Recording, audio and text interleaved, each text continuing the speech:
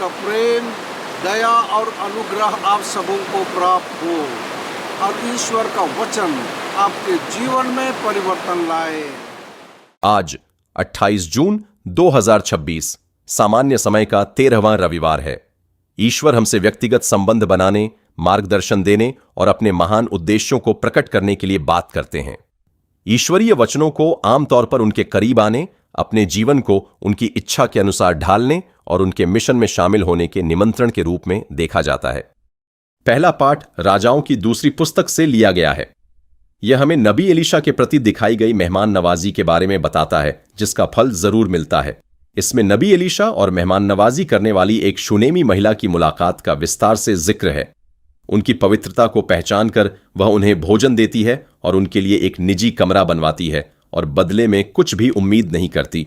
आभार स्वरूप एलीशा भविष्यवाणी करते हैं कि वह महिला, जिसके पति की उम्र ज्यादा है और जिसकी कोई संतान नहीं है, चमत्कारी रूप से एक बेटे को जन्म देगी।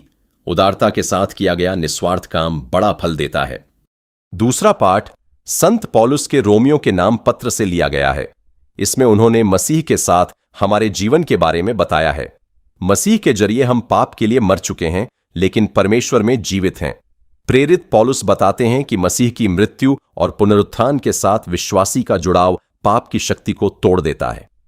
बपतिस्मा मसीह के साथ दफनाए जाने का प्रतीक है, ताकि विश्वासी जीवन की नई चाल चल सकें और खुद को पाप के लिए मृत और परमेश्वर के लिए जीवित मान सकें। यीशु के साथ जुड़ने से हमें जीवन की परिपूर्णता मिलती है। आज का सुसमाचार जो संत मत्ती से लिया गया है, हमें यीशु के बारे में बताता है। वे बताते हैं कि उनके अनुयायी बनने में क्या त्याग करना पड़ता है और क्या इनाम मिलता है।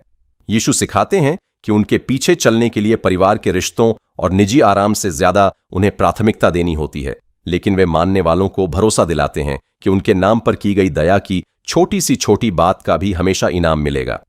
यीशु अपने अनुयायियों को भरोसा दिलाते हैं कि जो कोई उनका स्वागत करता है, वह असल में उनका ही स्वागत करता है और इस तरह उस परमेश्वर पिता का भी स्वागत करता है जिसने उन्हें भेजा है।